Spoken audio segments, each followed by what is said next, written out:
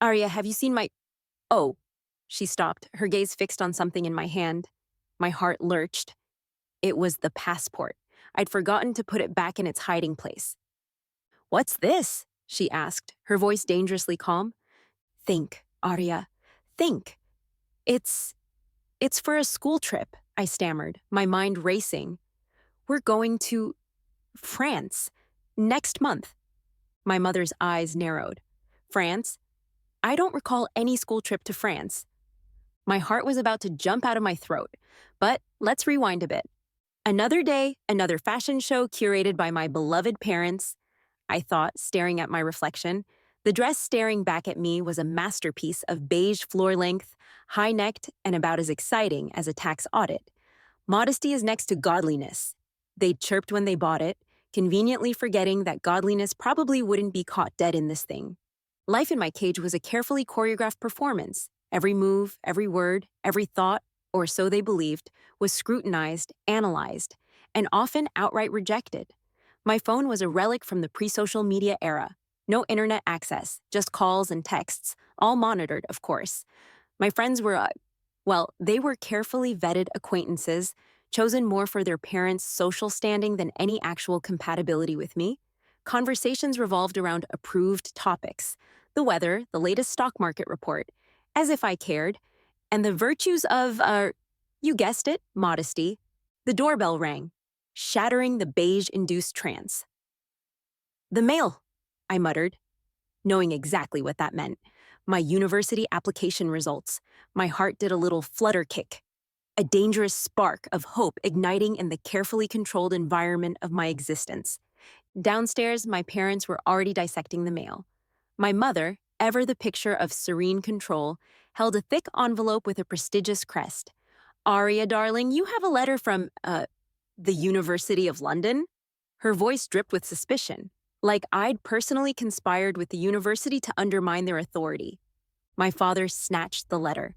His face, usually a mask of polite indifference, was now contorted in a frown. London? What nonsense is this? I applied, father, I said, my voice carefully neutral. I thought I had a chance at their literature program. My mother let out a delicate sniff. London is so unsuitable. All those influences. Influences like a world-class education? I wanted to say, but instead I offered a meek, it's a very highly regarded program. And a highly regarded way to get into trouble, my father countered. We've discussed this, Arya. You're staying here. We'll find a suitable university, close to home. But father, the scholarship? Scholarships are for children who need them, he interrupted. You have everything you need right here. Except freedom, I thought, but I simply nodded. Yes, father. Good girl, my mother said, patting my hand. Now, why don't you go put on something more appropriate? We have guests coming for tea. As I retreated to my room, the carefully constructed facade of obedience crumbled. I slammed the door, the sound muffled by the thick carpet. My gaze fell on a travel magazine hidden under my bed. London. The skyline, a jagged silhouette against a vibrant sunset, seemed to mock me. But then, my fingers brushed against something else, tucked away in the back of my drawer. A small, unassuming passport. Not the one they confiscated. A new one. A secret. A lifeline. A small, almost imperceptible smile played on my lips. They thought they had me caged. They were wrong. I was learning to fly. And London, in all its unsuitable glory, was calling my name. My escape wasn't some impulsive teenage rebellion. It was a meticulously crafted plan, months in the making. Sun Tzu would have been proud, or maybe slightly horrified by the sheer audacity of it all. Either way, I was leaving. The question wasn't if, but when and how. The when was dictated by the university acceptance, a golden ticket to freedom. The how? Well, that required a bit more finesse. First, the money. My parents, bless their controlling hearts, believed in the allowance system, a pittance designed to keep me dependent. But I had a secret weapon, a part-time job at the local library. Quiet rebellion disguised as community service. The small sums I earned were carefully stashed away, hidden from prying eyes. Then there was the matter of the visa. a delicate dance of paperwork and interviews. The university had provided the necessary forms, but I needed a reference letter. Enter Mrs. Peterson, my English teacher. A kind, well-meaning woman who saw my potential, oblivious to the fact that her glowing recommendation was paving the way for my grand escape. "Arya, your essays are simply brilliant," she'd said, beaming. "You have a real gift for language." If only she knew the language I was planning to use was one of defiance. My internal monologue was a whirlwind of conflicting emotions. Excitement, of course, the thrill of breaking free, of finally controlling my own destiny, but also a healthy dose of fear. What if I failed? What if they found me? The thought of being dragged back to my gilded cage sent a chill down my spine, but the desperation for freedom outweighed the fear. I had to try. "Arya, darling, are you even listening?" Cecilia's voice, sharp and brittle, cut through my thoughts. Cecilia, my friend, a girl whose life was as meticulously curated as mine, though she seemed perfectly content with her gilded cage. We were having tea at her house, a ritual of polite conversation and thinly veiled judgment. "Of course, Cecilia," I said, forcing a smile. "I was just thinking about the upcoming school play." "Oh, yes," she chirped. "Mother says I should audition for the lead role. It would look wonderful on my university applications." "Naturally," I replied, sipping my tea. Our conversations were always like this, a competition of privilege and status.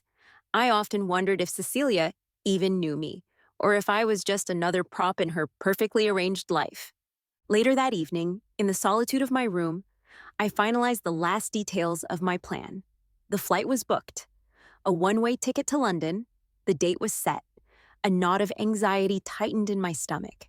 But I pushed it aside. This was it. My chance. I opened my laptop, the illicit internet access a carefully guarded secret. My fingers hovered over the confirm booking button. One click. That was all it took. One click to change my life forever. My heart pounded in my chest, a drumbeat of anticipation and fear. I closed my eyes, took a deep breath, and clicked. A confirmation email flashed on the screen. My flight was booked. I was leaving. A sense of finality washed over me, mixed with a surge of adrenaline. There was no turning back now. My parents might have clipped my wings, but I was about to learn how to fly. The day of my departure dawned like any other.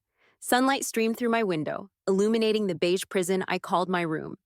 I went through the motions, a carefully choreographed performance of normalcy, breakfast with my parents, polite conversation about the weather, the stock market, the unbearable lightness of being me. My heart hammered against my ribs, a frantic drumbeat threatening to expose my secret. I sipped my tea, trying to appear calm, while inside I was a coiled spring, ready to snap. "Arya, darling, you seem a bit preoccupied," my mother observed, her eyes narrowed with suspicion. "Just thinking about my upcoming exams, mother," I replied, my voice steady. "Liar, liar, pants on fire." "Nonsense," my father scoffed. "You always do well in your exams. Now, about those guests coming for dinner." The day dragged on, each minute an eternity. I went to the library, a final act of defiance, spending hours lost in books, trying to distract myself from the impending escape. Mrs. Peterson gave me a warm smile. "Good luck with your studies, Arya," she said. "I know you'll do great things." If only she knew the great thing I was planning was a transatlantic flight. Back at the house, I started preparing for dinner, another carefully constructed performance. My parents were meticulous about punctuality. Dinner was at precisely 7 o'clock, no exceptions. I set the table, my hands trembling slightly.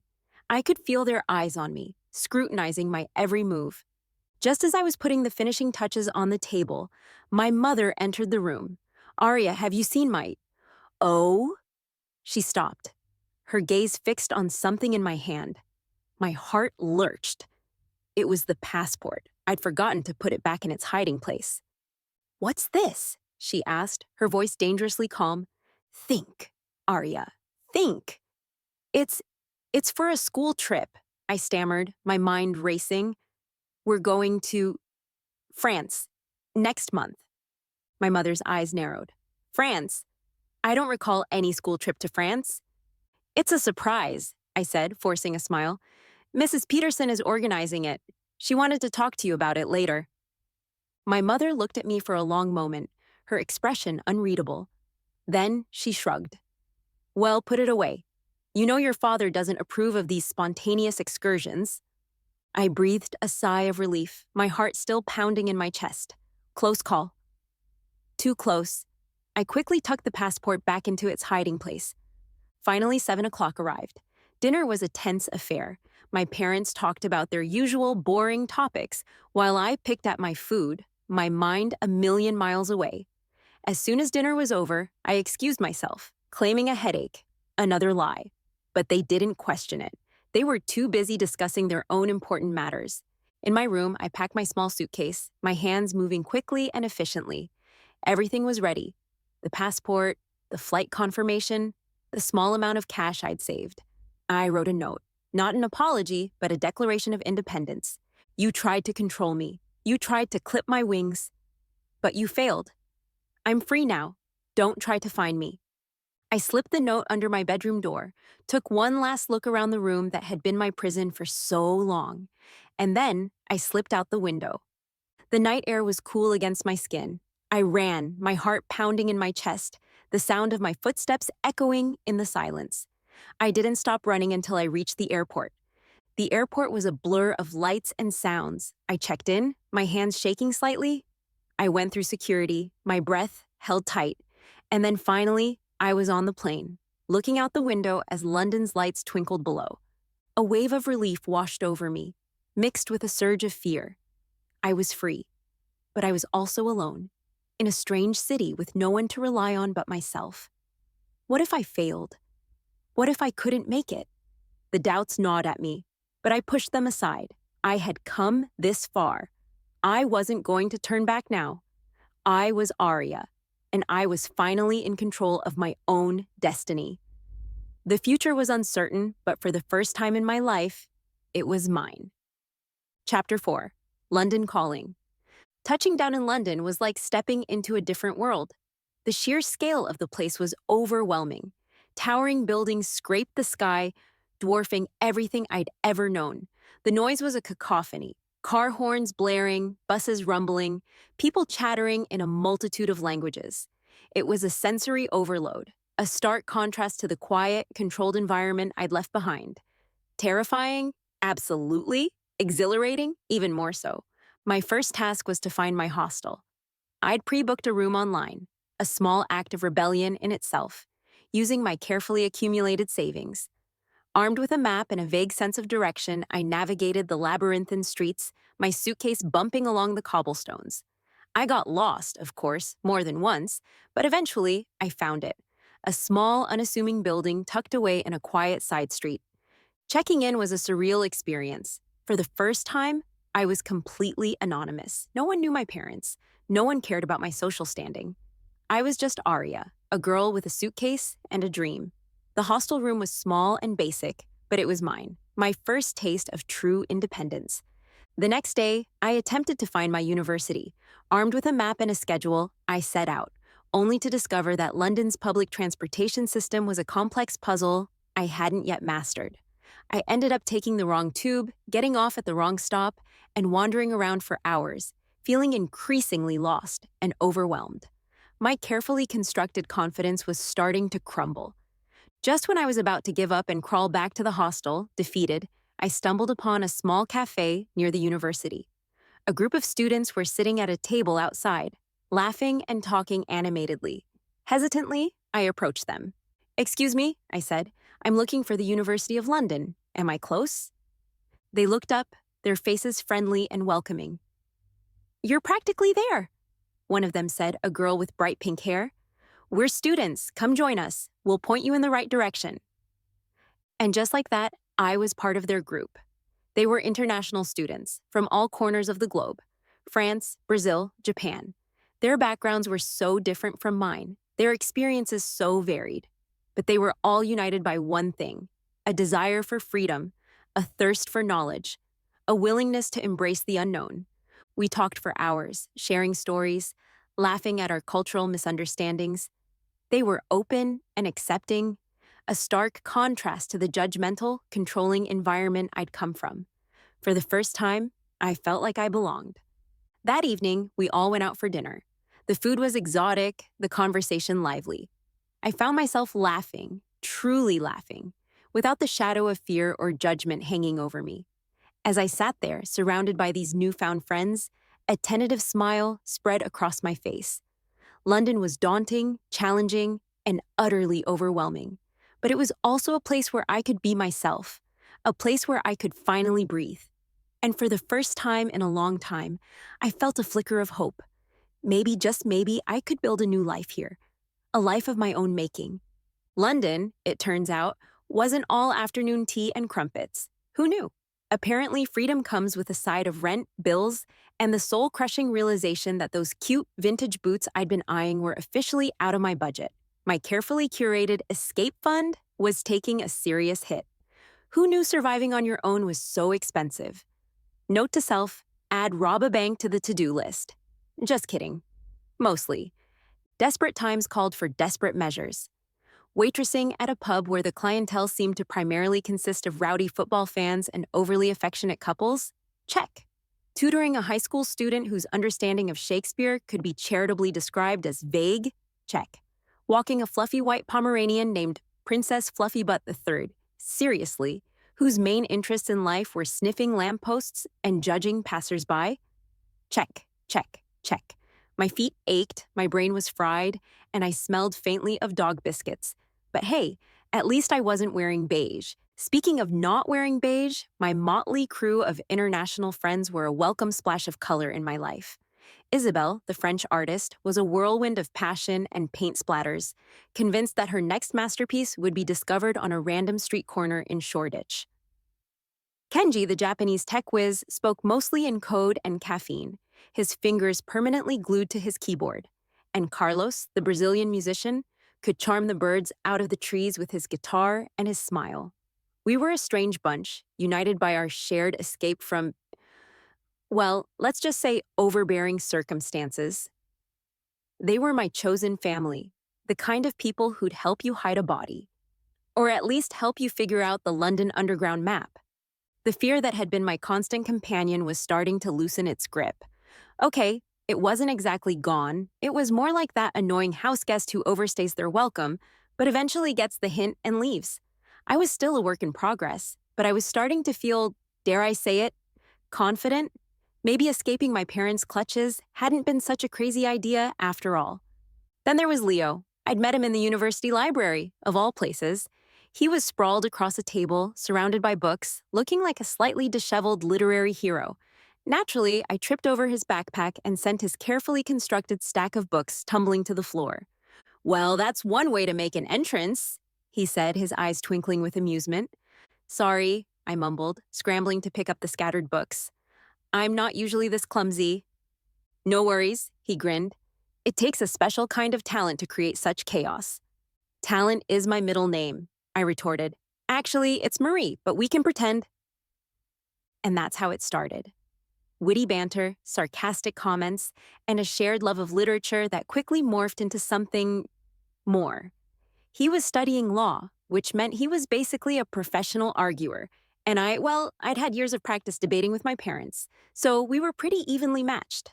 "You know," he said one day as we were leaving the library, "you're not at all what I expected." "Oh," I raised an eyebrow. "And what exactly were you expecting?" "Someone quieter," he admitted. "More, well, beige?" I laughed. "Beige is for quitters," I declared.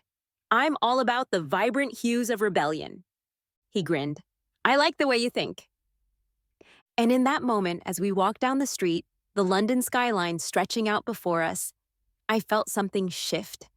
A sense of belonging, a connection that went beyond friendship. Maybe, just maybe, I'd found my place in this crazy, chaotic city. And maybe, just maybe, I'd found something even more precious. A kindred spirit who saw me, not as the girl I'd been, but as the woman I was becoming. London was, dare I say it, pleasant. The sun was actually shining, a rare and wondrous event. The birds were singing, Or maybe they were just mocking me, who knows? And I was feeling surprisingly optimistic. I'd even managed to navigate the tube without getting lost, a major accomplishment, let me tell you. My classes were stimulating, my friends were hilarious, and Leo, well, Leo was Leo. He was the kind of guy who could make even a rainy day in London feel like a romantic adventure. We were strolling along the Thames, hand in hand, enjoying the view and the surprisingly pleasant weather. He was telling me some ridiculous story about his childhood involving a pet tortoise and a rogue garden gnome, and I was laughing so hard I thought I might actually fall into the river. And then I saw them. Across the street, standing near a souvenir stall selling overpriced Union Jack merchandise, were two figures I'd hoped to never lay eyes on again. My parents, the very same parents who thought a good time involved alphabetizing their spice rack and attending lectures on the history of taxidermy. Yep, those parents. The laughter died in my throat. My stomach lurched. My blood ran cold. It was like someone had pressed the pause button on my happiness and replaced it with a soundtrack of impending doom. "Oh, bloody hell," I muttered, my voice barely a whisper. "What's wrong?" Leo asked, his brow furrowed with concern.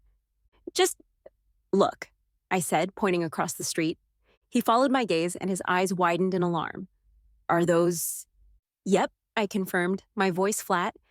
Apparently, my past has a really good tracking device. Panic surged through me, a tidal wave of fear threatening to drown me. All the old insecurities, the years of suppressed emotions, the carefully constructed walls I'd built around myself, it all came crashing down.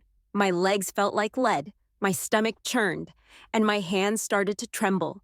I wanted to run, to hide, to disappear into the anonymity of the city. But I couldn't. They were there, a tangible reminder of everything I'd been running from. "Arya, it's okay," Leo said, his voice soothing. "They haven't seen us yet. We can just slip away." "But they will," I said, my voice trembling.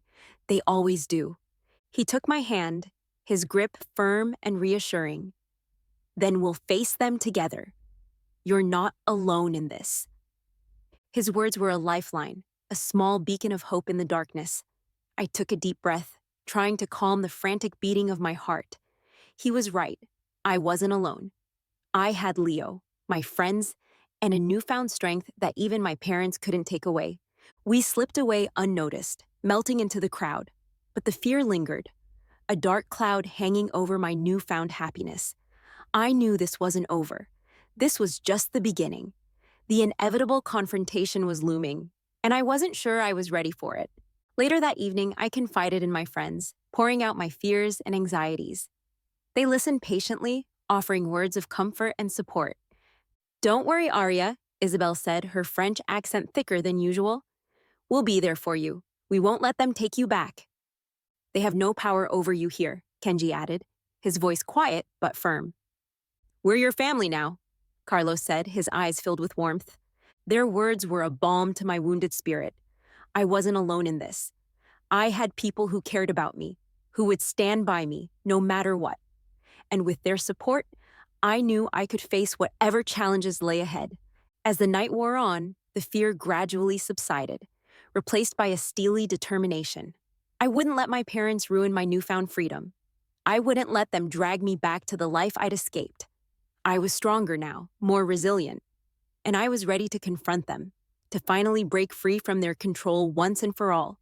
The confrontation was inevitable. I knew that. But I wasn't afraid anymore. I had found my voice, my strength, my own way of being in the world, and I was ready to fight for it. The inevitable happened the next day. I was leaving my morning lecture, feeling invigorated after a particularly lively discussion on the symbolism of death in Victorian literature. Who knew death could be so poetic? When I spotted them, my parents, lurking near the entrance to the university building like a pair of overdressed vultures. My heart did a rather impressive nosedive. Apparently, my parents had mastered the art of ambush, or maybe they'd just installed a tracking device in my backpack. Either way, this was not how I'd envisioned my Tuesday morning. "Arya, darling," my mother cooed, her voice dripping with faux concern. "We need to talk." About, I asked, my voice carefully neutral. "About your situation," my father said, His eyes narrowed with disapproval. This rebellion? Rebellion? I echoed, raising an eyebrow. I believe the word you're looking for is independence. Ain't it? Semantics, my mother scoffed. The point is, you need to come home. And why would I do that? I asked, crossing my arms. Because it's where you belong, my father said, his voice firm. With your family. My family? I laughed, a hollow, humorless sound. The family that tried to suffocate me with their expectations? The family that locked me away and stole my freedom? We were just trying to protect you, my mother said, her voice laced with guilt. You're too young to be out on your own. You need our guidance. I don't need your control, I countered. I need to make my own mistakes, learn my own lessons, live my own life. This is all that boy's fault, isn't it? My father said, his eyes hardening. He's filled your head with nonsense about freedom and independence. Leo has nothing to do with this, I said, my voice rising. This is about me, about finally taking control of my own destiny. Don't be ridiculous, my mother scoffed. You're not capable of taking care of yourself. You'll end up on the streets, penniless and alone. I'm doing just fine, I said, my voice shaking with anger. I have a job. I have friends. I have a life. A life of poverty and sin, my father muttered. A life of my own choosing, I corrected him. The argument escalated, their voices rising, their words like daggers aimed at my heart. They used every weapon in their arsenal: guilt, manipulation, threats. They told me I was selfish, ungrateful, a disgrace to the family name. They threatened to cut me off financially, to disown me, to ruin my reputation. But I stood my ground, refusing to back down. Just when I thought I couldn't take it anymore, a voice cut through the tension. That's enough. Leo. He'd been standing behind me, listening to the whole exchange. His eyes were blazing with anger, his jaw clenched tight. Who are you to interfere? My father demanded. I'm the person who loves her, Leo said, his voice firm, and I won't stand here and listen to you berate her anymore. Love? My mother scoffed. You're just a distraction, a phase. I'm the best thing that's ever happened to her, Leo countered. And you're the worst. My parents sputtered in indignation, but before they could retort, another voice joined the fray. He's right, you know. Isabel. She'd arrived with Kenji and Carlos, their faces grim, their eyes filled with determination. You have no right to treat her this way, Kenji said, his voice quiet but firm. She's not your property, Carlos added. She's her own person. My friends rallied around me, a protective shield against my parents' toxic words. They spoke of my strength, my resilience, my newfound happiness. They reminded me of all the good things I'd found in London, the freedom, the friendships, the love. And with their support, I found my voice again. You can't control me anymore, I said, my voice trembling but resolute. I'm not that scared little girl anymore. I'm a woman now, and I'm making my own choices. And you'll regret this, my father warned. Maybe, I said, but it'll be my regret. My life, my choice. My parents, bless their vindictive little hearts, weren't the type to go down without a fight. They built their lives on control, on manipulating everyone around them to dance to their tune. And they weren't about to let their rebellious daughter waltz off into the sunset without a final dramatic showdown. The following weeks were a whirlwind of emotional warfare. They bombarded me with phone calls, emails, even handwritten letters. Seriously, who even writes letters anymore? They threatened to cut me off financially, to disown me, to paint me as a black sheep who'd brought shame upon the family name. They even threatened to contact the university to try and get me expelled. Apparently, they hadn't quite grasped the concept of academic freedom. They're like a pair of overzealous stage parents. I grumbled to Leo one evening as we were trying to enjoy a romantic dinner at a charming little Italian restaurant. Except instead of pushing me to be a child prodigy, they're trying to force me back into their gilded cage. Ignore them, Leo advised, reaching across the table to take my hand. They're just trying to get a reaction out of you. Easier said than done. Their words stung. Their threats echoed in my mind, planting seeds of doubt. Was I being selfish? Was I throwing away my future? Was I really capable of making it on my own? But then I'd look around at my life in London, the vibrant friends, the challenging classes, the cozy little flat I shared with Isabel. I'd remember the joy of exploring the city, the thrill of discovering new passions, the comfort of belonging somewhere, truly belonging. And I'd realize that the price of freedom, however steep, was worth paying. One afternoon, I decided to confront them. I marched into the lobby of their posh hotel, my heart pounding, my hands clenched into fists. They were waiting for me in the lounge, looking like they owned the place. My mother was sipping tea, her face a mask of disapproval. My father was reading the Financial Times, his brow furrowed in concentration. "Aria," my mother said, her voice laced with disdain, "I see you've decided to grace us with your presence." "I'm here to tell you to stop," I said, my voice shaking with anger. "Stop with the calls, the emails, the threats. It's not going to work." "We're just trying to help you," my father said, lowering his newspaper. "You're making a mistake, Aria. You need to come home." "I'm not making a mistake," I countered. "I'm finally living my life, and I'm not going back." "You're throwing away your future," my mother warned. "My future is here," I said, gesturing around me. "In London, with my friends, with Leo." "That boy is a bad influence on you," my father said, his voice hardening. "He's the best thing that's ever happened to me," I retorted. "You're being naive," my mother scoffed. "He's just using you." "You're the ones who used me," I said, my voice rising. "You used me to fulfill your own ambitions, to maintain your perfect little image. You never cared about what I wanted, what I needed."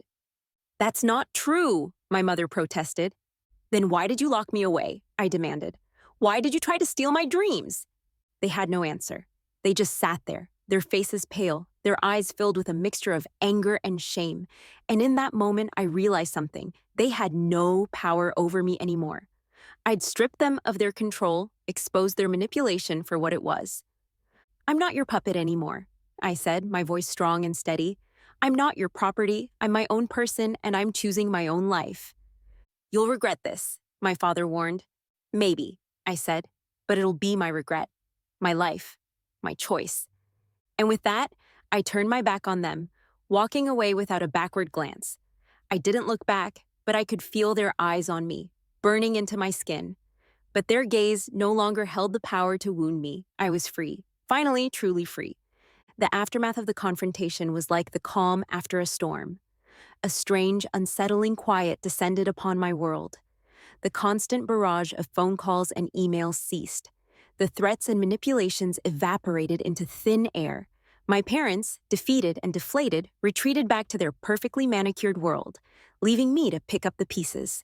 It wasn't easy. The echoes of their words lingered, whispering doubts and insecurities. Had I been too harsh? Had I made the right decision? Was I strong enough to handle the consequences? But then I'd look around at my life in London, the vibrant friends, the challenging classes, the cozy little flat I shared with Isabel. I'd remember the joy of exploring the city, the thrill of discovering new passions, the comfort of belonging somewhere, truly belonging. And I'd realize that the price of freedom, however steep, was worth paying. I leaned heavily on Leo and my friends during those difficult days. They listened patiently to my doubts and fears, offering words of encouragement and support. They reminded me of my strength, my resilience, my newfound independence. They helped me to see that freedom wasn't just about escaping my parents' control, but also about healing from the emotional scars they'd inflicted. "You're not alone in this, Arya," Leo said one evening, as we were curled up on the sofa, watching a cheesy rom-com. "Don't judge. Everyone has their guilty pleasures. We're all here for you, always." His words were a balm to my wounded soul. I wasn't alone. I had people who cared about me, who believed in me, who loved me for who I was, not who my parents wanted me to be. And with their support, I began to heal. The true meaning of freedom slowly unfolded before me. It wasn't just about escaping the confines of my parents' expectations. It was about embracing my own individuality, my own desires, my own dreams. It was about learning to trust myself, to make my own choices, to live my life on my own terms. One rainy afternoon, as I was walking home from university, a sudden realization washed over me. I was happy. Truly, deeply happy. Not the fleeting happiness of a new dress or a good grade, but the enduring happiness of a life well lived. A life filled with love, laughter, and the freedom to be myself. That evening, I shared a tender moment with Leo. We were sitting on the balcony, watching the rain fall on the city below. He wrapped his arms around me, his warmth a comforting presence against the chill of the evening. Thank you, I whispered, leaning into his embrace, for everything. You don't need to thank me, Arya, he said, his voice soft. I'm just happy to be here with you. We sat in silence for a while, simply enjoying each other's company. And in that moment, I knew that I'd found something truly special, a love that was free from expectations, from control, from the shadows of the past, a love that allowed me to be myself, completely and unapologetically. As the night wore on, the rain stopped, and the clouds parted, revealing a sky full of stars. I looked up at the vast expanse of the universe, feeling a sense of wonder and possibility. The future was uncertain, but I was ready for it. I had found my freedom, my strength, my love. And I knew that no matter what challenges lay ahead, I could face them with hope and determination. Because I was Arya, and I was finally in control of my own destiny,